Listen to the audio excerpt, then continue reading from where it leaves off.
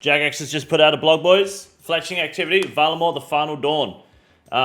This will be for the final part of varlamore. New fletching activity, Fletching Todd, apparently. Let's have a look. That's a beautiful picture, beautiful logo.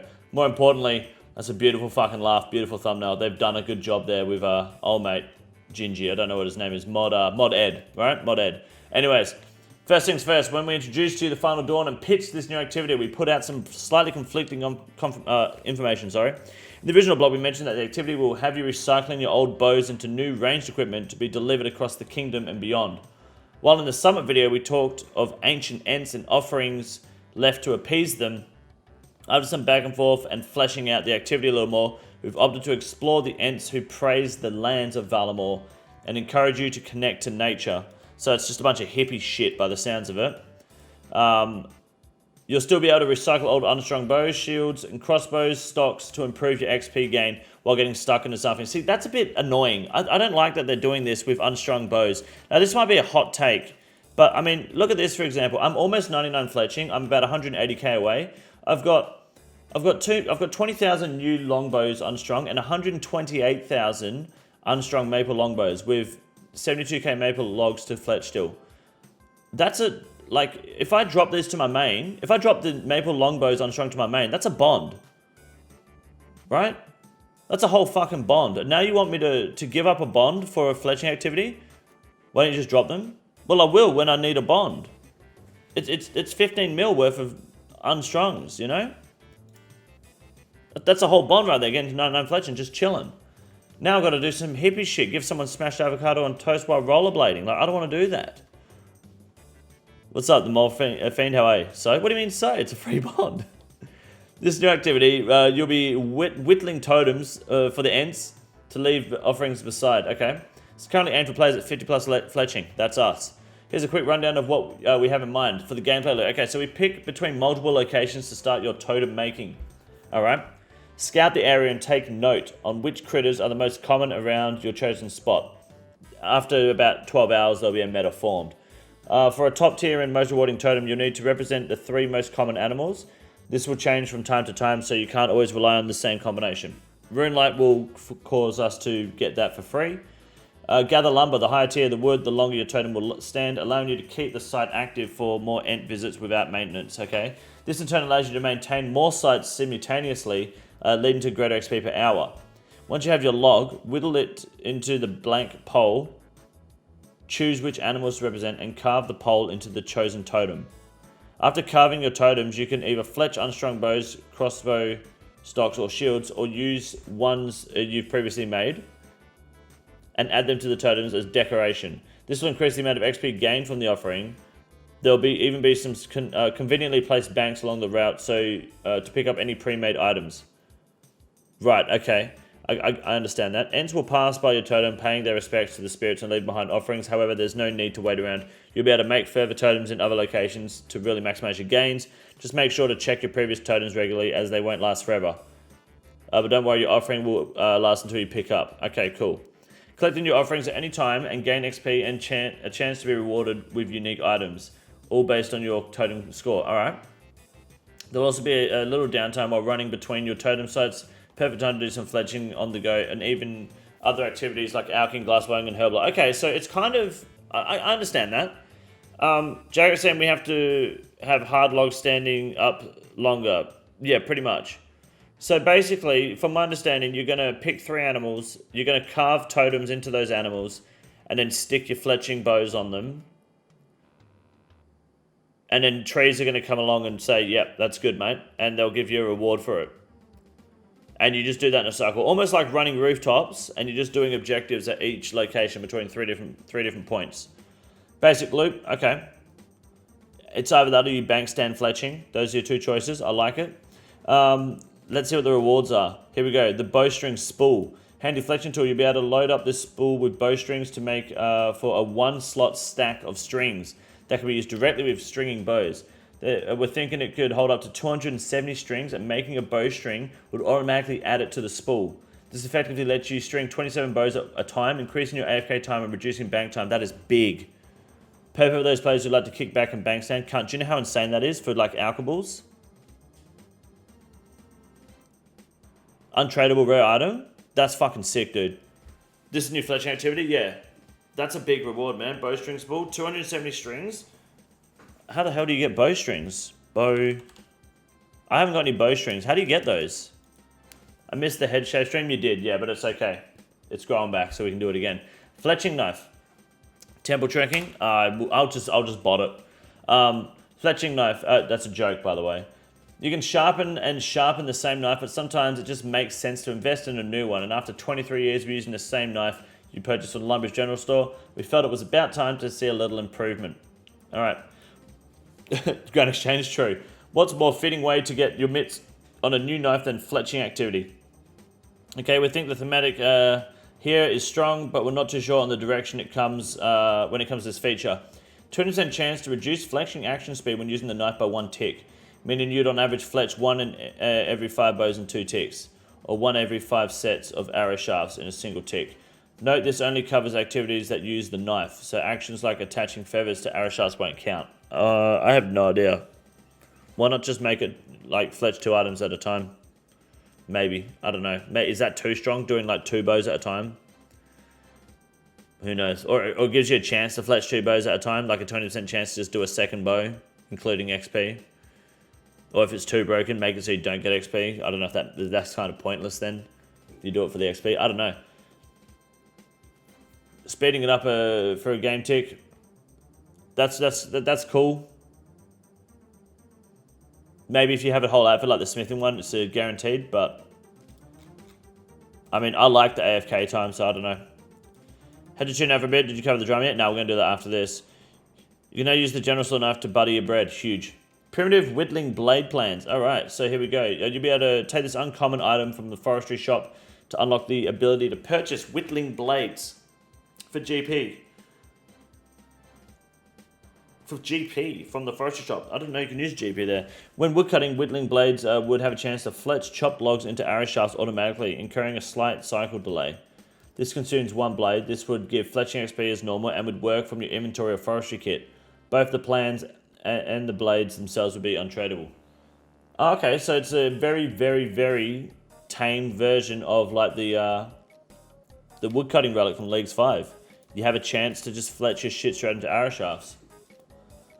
Which is better woodcutting XP per hour by proxy because it uses less inventory space overall, depending on the chance. Okay.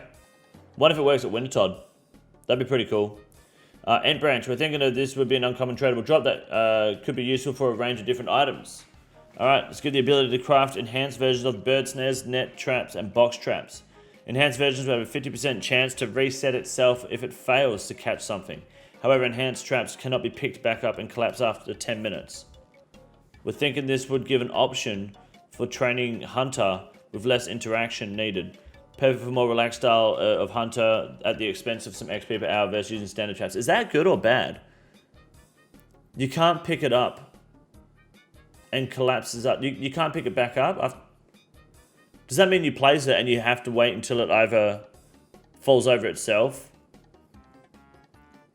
or catches itself? So I think the entire blog is a W. Yeah, I don't know if that's good or bad. I don't think that actually matters, does it? It just means if you misplace it, then sit.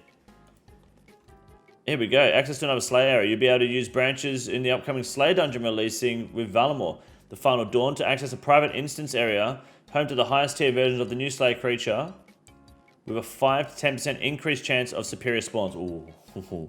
Now I've got to do the fletching minigame. I need that imbued heart. Our current thought is that these would be a consumable item that would allow a set number of trips into the area before the branch is destroyed. Basically spend as long as you want inside, but you might want to limit bank trips if you want to make the branch last. I like that. Making this game EasyScape now? How is it making EVscape?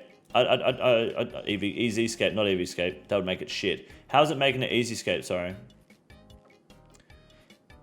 Making Ents useful? I thought it would be a cool monster. I don't think it's got to do with... I think there's a different kinds of Ents. What's up, Aris? I don't know if you can reset it. Maybe. It says it resets itself. It says you can't pick it back up, though. That'd be really good, though. I think that's awesome. The Orban Darts, using an Ent branch and a number of maple yew or magic leaves, you can create these Orban Darts. These darts can be used for at the start of combat to debuff your target, with the potency scaled based on the leaf type used. While we know we want this to be for PvM only, we haven't landed the exact debuff idea, so we're open to suggestions. Here are some thoughts. Non-stacking attack and defense reduction against undead creatures. Binding effect that roots the target, PvM only. That's pretty cool. This is why the GOAT EVscape is shitter. True. Runescape is so fun when you don't have a motherfucker in the background complaining about it being easyscape. Ah, it's alright. Is what it is. I don't really think this makes the game easyscape. I think it's fine. RS loving the 12er, by the way. I think this is a good idea. These Orban Darts, if you use it at the start of combat, so as the first initial attack, it applies a debuff. Even if it's something like it doubles the potency of your poison. So if you that's an idea. You throw a dart at the enemy, then you whip it with the Abyssal Tentacle or the Abyssal Dagger or something, and any poison or even venom damage that it may take is doubled, which could help for, I don't know, Duke, for example. You'd use it on Duke, right? People do that with the Serp Helm. The poison damage is doubled. Why not? I don't think that's too strong. You don't get XP for the poison damage, so there's no like exploit XP wise, and it's not a significantly big increase in DPS. I think that, like, you know, ideas like that would be cool. Usually fairly open to more PvM attack options, so I just don't just click and wait every time. Yeah, you know, binding effects that roots targets, that could be handy. Stacking attack and defense reduction on undead creatures. Undead creatures don't really have defense to begin with, so maybe attack reductions. But I mean, other than Vorkarth. But there's some ideas like that. I like the idea of coming up with some ideas for that stuff. POH carvings. You'll be able to combine a certain number of these branches with a green man mask to carve a decorative piece for your player and house. Let us know where you'd like a new decorative piece added, mounted on your wall, or inspired by your totem sculpting. Cool. Cosmetic shit, awesome. And Orban Seeds. If traversing the Orban Valley has given you some gardening inspo, this one's for you. This very rare drop would be used to build an Orban Valley themed garden. Once used, it would change to an untradeable version, allowing the garden to be switched back and forth. Okay, that's cool. And the Green Man Mask, the cosmetic item, which with different styles that can switch with an item transmog menu. Cool, cosmetics, very nice. I like it. Pretty simple stuff. Survey. Let's do a quick survey. Start. Here we go. Nice and white to blind everyone. Yeah, next. What's up? Fletching activity. All right, next. Yeah, this is good, mate.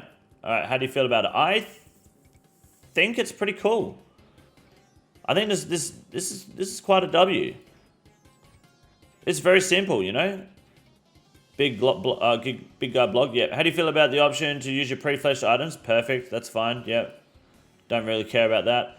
How likely are you to partake? Very likely, especially if it's going to reward you with a better, superior slay monster chance.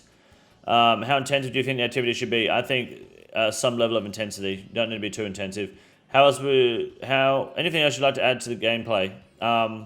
No, Runelight would do it all for us. Anything they don't do, I can't think of anything. The fletching spool is very positive. The fletching knife, I'm positive for.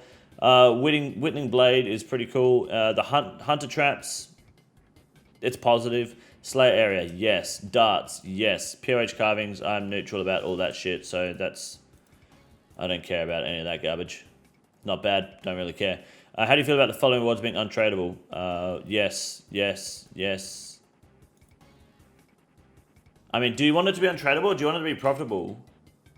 They said this was going to be untradeable anyway. The bowstring spool. Makes sense that it's untradeable. Fletching knife makes sense. Primitive whittling blade plants. Now these can be tradable. The seed. That's for the player in house. Yeah, why not? You don't. I think the knife and the spool being untradeable. Why untradeable? Screw forcing me to iron. No, it's not. It's not necessarily about it being for Iron Man making it untradeable. Like no one gives a fuck about that. I think it just keeps the element of the game, or the content alive, right? If you could just buy Pyromancer outfit, not a whole lot of people would do Wintertodt. If you could just buy the runecrafting outfit, no one would do Guardians of the Rift, right? So I think having some untradeable aspect keeps people doing the minigame regardless of Iron Man or not, you know? And it just keeps things in motion, I think. What's this poll about? This is for a new update. Balance is untradeable and untradeable. Yeah, I think some should and shouldn't be. You've selected negative and very negative. Please explain why. Some items are found to be tradable, especially if they are bought from in-game vendors and are consumed rapidly. Anyways, no point making those the woodcutting ones untradeable. That's just terrible. Keep bots out of the activity too. Bots are gonna bot, dude.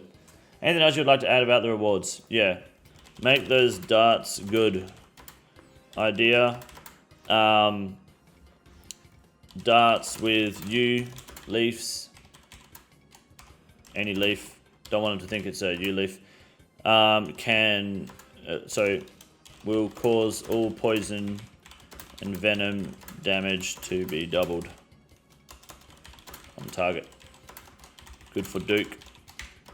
This will increase damage without breaking DPS and will be niche enough that it won't shift any metas away from current metas, I guess. Cool. Did we already cover drama? No, that's coming up right now, actually, because that's the survey done, and I think this whole poll blog is a fucking W. I didn't even fucking think about it from the summer. I was like, yeah, fletching activity, who gives a fuck? But that's not bad. Some cool rewards. I'm looking forward to this Slayer thing. Definitely going to be grabbing some branches for the private instance Slayer area. That's pretty sick. And the activity doesn't seem too bad. It just seems like a fletching or a tame version of running rooftops. Instead, you're running totems. This is the easiest move in the raid. It's quite simple. You got a big boy. Look at him. God damn. Fuck me. Look at that boy. It's huge. You got a big boy.